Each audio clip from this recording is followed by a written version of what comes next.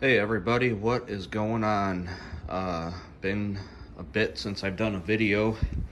Haven't been riding the bike at all here in Arizona. We've had a record number of days above 110 degrees here. I think today was the first day in 31 or 32 days that we were below 110. Today was about 108, so yeah, definitely not good riding weather. So bike's been parked in the garage, haven't really been doing anything with it. Probably be October maybe once it finally cools down again out here. But just want to do a quick overview here on the Motocomposites tail fairings in the carbon blue. Took about 2 months to get these. They just came in today. I previously had these Tekkerbahn on there, and the Tekkerbahn ones are just garbage. I think I paid $180 for them. They're super thin, flimsy.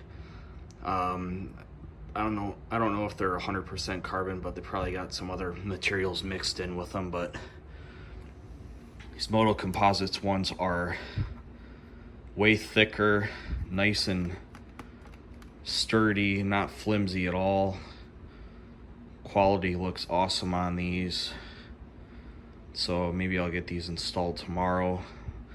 And those are the last pieces I wanted to complete the bike.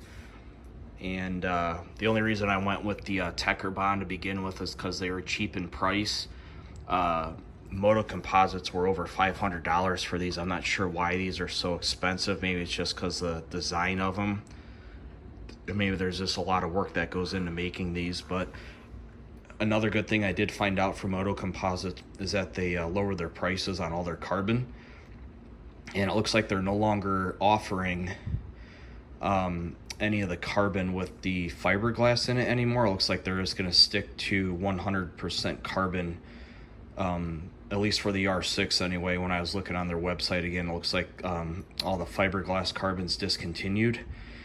And after I got my full fairings for the bike, I noticed that the prices went way down on the fairings, like $300 for all of them together.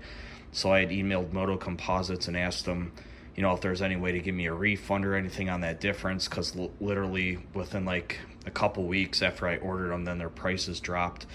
So what they did is they gave me a $150 credit, which was still, nice of them to do that. And they said something with their supplier, they were able to lower their prices. And I think total with these, I think the prices dropped on these a bit too. So I think I still paid with the credit like $425 or something. So they're still pricey, but much better build than these Tekkerbahn. Yeah, these things are just super flimsy. And these just have like this lip up here on this side. And these don't have any of that at all. It's just flat, so much better. And yeah, these are probably 3 times as thick. So really happy with these. Glad I ended up ordering them.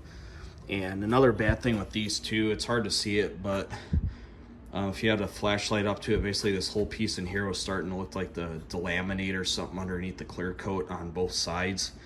And just, yeah, these are just really cheap. I'm probably just gonna end up throwing them out because there's, yeah, garbage.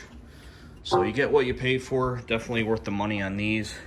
And another thing I gotta do to these is I purchased this whole Eazi-Guard kit from Eazi-Grip is the company. They make all the tank pads and everything. And I ended up getting this whole kit from over in the UK. I think it was almost $200 for the whole thing plus shipping. So this lays out all the pieces that are in the kit and where they go on the bike. I already have the whole thing installed right now.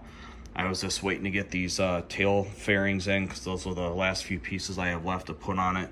But this will just help protect the carbon a bit better on the bike from rock chips and whatever else.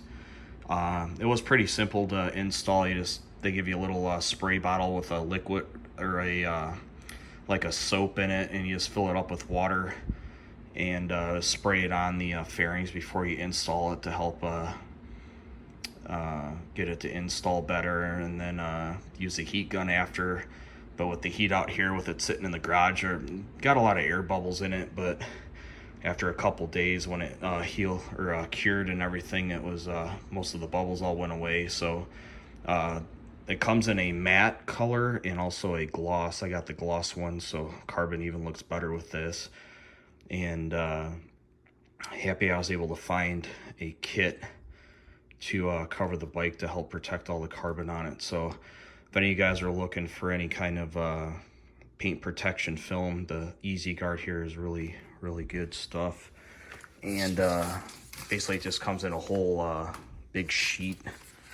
It was a lot bigger than this, but it was all rolled up. These are just the other pieces that are left. I know it's hard to see because it's clear, but I'll get those put on. So yeah, pretty much done with this bike for now. And I did buy a I forgot the name of the company that made it, but it was a shift arm that goes on the upper linkage part, replaces the OEM shift arm. It's a lot sturdier, one-piece billet design, so I have to get that put on. Because I was getting a little bit of some false neutrals here and there with the quick shifter on it, so just need to make some adjustments to that, and should be good to go. So if you guys have any questions on any of this, let me know.